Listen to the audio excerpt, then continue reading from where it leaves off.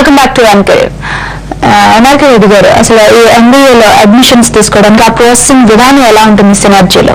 Okay, జనరల్గా ఇప్పుడు 2-3 questions అడిగారు ఇంటర్వ్యూ అయిన తర్వాత నేను ఏం చేయాలి అని. అంటే ఇప్పుడు యాక్చువల్గా డిగ్రీ చదువుకున్న వాళ్ళు మాత్రమే ఎంబీఏ చేయడానికి అర్హులు.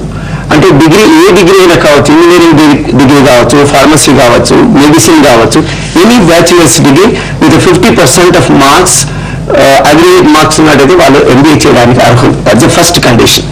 ఇన్ అడిషన్ టు దిస్, ఏదైనా ఒక ఎంట్రన్స్ టెస్ట్ రాసి ఉండాలి. క్యాట్ కానీ, మ్యాట్ కానీ, జాట్ కానీ, సీమ్యాట్ కానీ, ఏఐసిటీ వాళ్ళు కండక్ట్ చేసేటువంటి టెస్ట్, దీంట్లో క్వాలిఫై ఉండాలి. చేసినట్టు ఈ 2 అర్హతలు ఉన్నటువంటి వాళ్ళు ఆయా కాలేజీలకు అప్లై చేసుకోవాలి. ఐసెట్ కూడా చూసుకోవచ్చు. దాన్ని అప్లై చేసుకున్న తర్వాత మెరిట్ లిస్టులు వాళ్ళు తయారు చేస్తారు.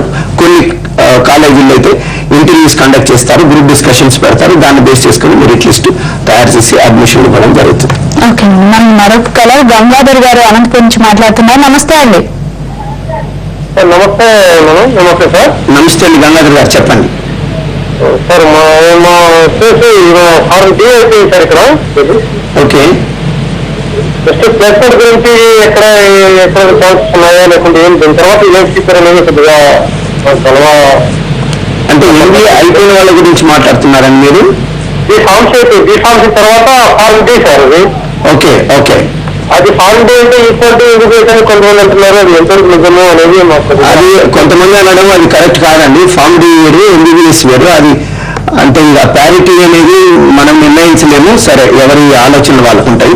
అయితే ఈ ఉద్యోగ అవకాశాలు అంటే ఫార్మా సెక్టర్లో ఇప్పుడు మీకు తెలిసి production, operations, quality control, research ఇలాంటి ఏరియాలో ఇంతకుముందు జాబ్స్ ఎక్కువగా ఉండేవి.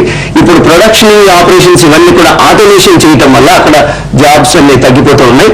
అందుచేత బిజినెస్ డెవలప్మెంట్లోను, మార్కెట్ రీసెర్చ్లోను, మార్కెటింగ్లోను, సేల్స్ ఇలాంటి ఏరియాస్లో ఎక్కువ జాబ్స్ వస్తున్నాయి. కాబట్టి ఫార్మా ఎంబీఏ చేయడం ద్వారా వాళ్ళకు జాబ్స్ ఎక్కువగా దొరుకుతున్నాయి. అలాంటి వాళ్ళకు కంపెనీస్ కూడా ఎక్కువ శాలరీస్ ఇచ్చి వాళ్ళని ఉద్యోగాలను తీసుకోవడం జరుగుతుంది. అందుకనే ఇప్పుడు బీ ఫార్మసీ చేసిన తర్వాత చాలా మందికి ఉద్యోగాలు లేవు అని అంటున్నారు. ఇన్ఫార్మసీ చేసిన వాళ్ళు కూడా 10,000 రూపాయల జాబ్ రావడం చాలా కష్టమైనటువంటి పరిస్థితి ఉంది. అంచేతనే ఈ బిజినెస్ డెవలప్మెంట్లోకి వెళ్ళినట్టయితే మార్కెట్ రీసెర్చ్, మార్కెటింగ్, ఇప్పుడు కొత్త జాబ్ రోల్స్ కూడా వస్తున్నాయండి. ఈ మధ్యకాలంలో నేను ఒక కంపెనీని చూశాను. వాళ్ళు ఏమంటున్నారంటే మెడికల్ రైటింగ్ అని ఒకటి ఉంది. మెడికల్ రైటింగ్ అంటే ఇప్పుడు ఒక మెడిసిన్ తయారు చేసిన తర్వాత దాని పూర్వపరాలు, దాని యొక్క కంపోజిషన్ ఏమిటో, అది ఏ విధంగా ఉపయోగపడుతుంది, ఇలాంటి మంచి ఇంగ్లీష్ కమ్యూనికేషన్ ఉన్నటువంటి వాళ్ళు, మంచి ఇంగ్లీష్ రాయగలిగిన వాళ్ళు, ఇలాంటి టాలెంట్ ఉన్నటువంటి వాళ్ళని, అది ఫార్మసీ చేసిన తర్వాత ఎంబీఏ చేసిన బిజినెస్ అక్యుమెన్షిప్ ఉన్న వాళ్ళు మాత్రమే ఇది చేయగలుగుతారు. అలాంటి దాంట్లో చాలా జాబ్స్ ఉన్నాయి.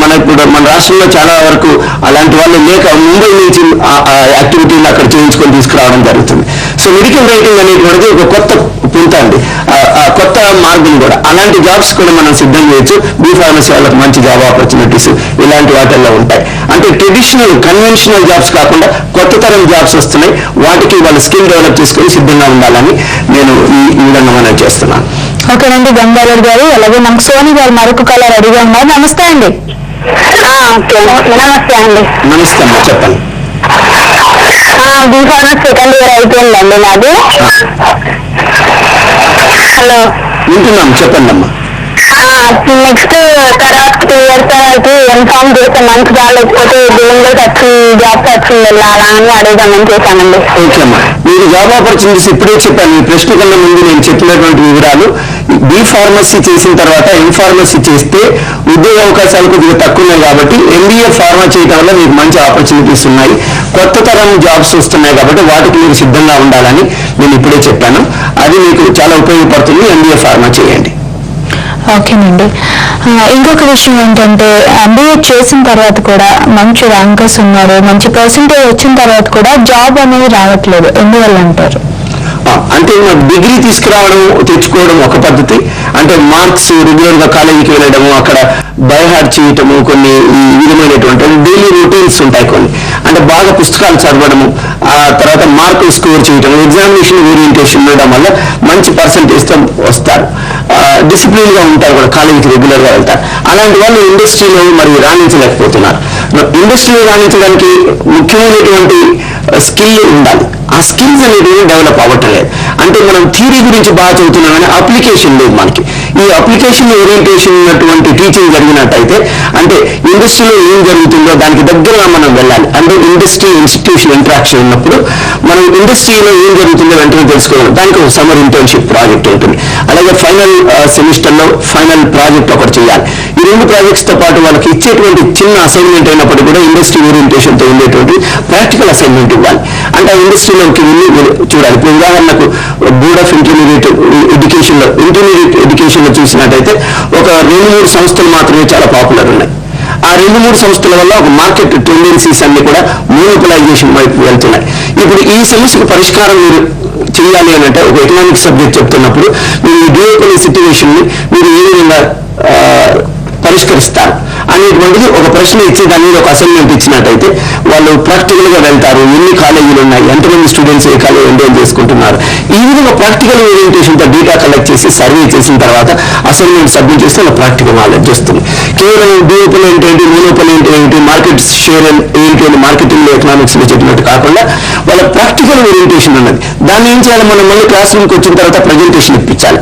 ప్రజెంటేషన్ ఇస్తే ఒక విద్యార్థి చేసినటువంటి వర్క్ని మిగతా క్లాసులో అందరూ కూడా వినగలుగుతారు.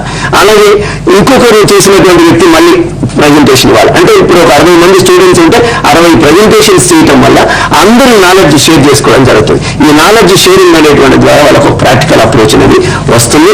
వాళ్ళు సంపూర్ణంగా స్కిల్ డెవలప్ అవుతుంది. అలాంటి వాళ్ళకు ఇండస్ట్రీలో జాబ్స్ వస్తాయి. ఓకే అండి, మనకు మరొక కలర్ కిరణ్ గారు మాట్లాడుతున్నారు హైదరాబాద్ నుంచి. నమస్తే అండి.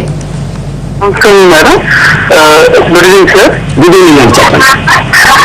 సార్ నా పేరు కిరణ్. నేను ఈ ఇయర్ నా బీకామ్ కంప్యూటర్స్ అయిపోయింది. ఓకే అండి. దీంతో పాటు నా డిప్లొమా ఇన్ టాక్సేషన్ కూడా అయిపోయింది. ఓకే. సో మొన్న జరిగిన ఐసెట్కి నేను అప్లై చేయలేను. ఓకే. అయితే నేను ఇప్పుడు ఎంబీ చేయాలనుకుంటున్నాను. సో నేను అంటే డైరెక్ట్ అడ్మిషన్ కాకుండా నేను ఇంకా వేరే విధంగా ఎంబీ ఎలా ఏమైనా చేయగలుగుతానా? ఓకే అండి, మీ ప్రశ్న నాకు అర్థమైందండి. అంటే నేను ఐసెట్ రాయలేదు కానీ ఎంబీఏ చేయాలని కోరుకుంది కాబట్టి ఇప్పుడు నేను ఏం చేయాలా, అదే మీ ప్రశ్న. అయితే మీరు ఇప్పుడు ఐసెట్ అనేటువంటిది ఒక టెస్ట్ అండి. ఐసెట్ కాకపోతే క్యాట్, మ్యాట్, జాట్ అని ఇలాంటి చాలా టెస్ట్లు ఉన్నాయి. అవన్నీ కూడా ఏఐసిటీ వాళ్ళు గుర్తింపు పొందినటువంటివి. అయితే ఇప్పుడు ఉదాహరణకు మ్యాట్ అనేటువంటిది సంవత్సరంలో 4 సార్లు జరుగుతుంది. అలాగే జాట్ కూడా 2 సార్లు జరుగుతుంది. ఈ విధంగా మీరు ఆత్మ అని ఒక టెస్ట్ ఉంది. ఈ టెస్ట్లు ఆన్లైన్లో జరుగుతాయి. తర్వాత రిటర్న్ టెస్ట్ రిటర్న్ టెస్ట్ కూడా జరుగుతుంది.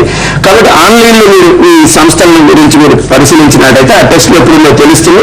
ఆన్లైన్లో మీరు కూర్చొని ఆ ఎగ్జామ్ రాయొచ్చు. ఆన్లైన్లో రాసిన తర్వాత ఎలిజిబిలిటీ వస్తుంది, మీరు ఎంబీఏ చేసే అవకాశం కూడా ఉంటుంది. మీకు ఏదైనా ఇబ్బంది అయినట్టయితే మా ఆఫీస్ వాళ్ళని కాంటాక్ట్ చేయండి. ఎప్పుడు ఈ టెస్ట్ ఉందో మీకు సలహాలు ఇస్తారు, దానికి మిమ్మల్ని కూర్చోబెడతారు. ఓకేనండి కిరణ్ గారు. అలాగే సార్ ఇంకొక చిన్న బ్రేక్ తీసుకుందాం. ఎన్కరేజ్ లో షార్ట్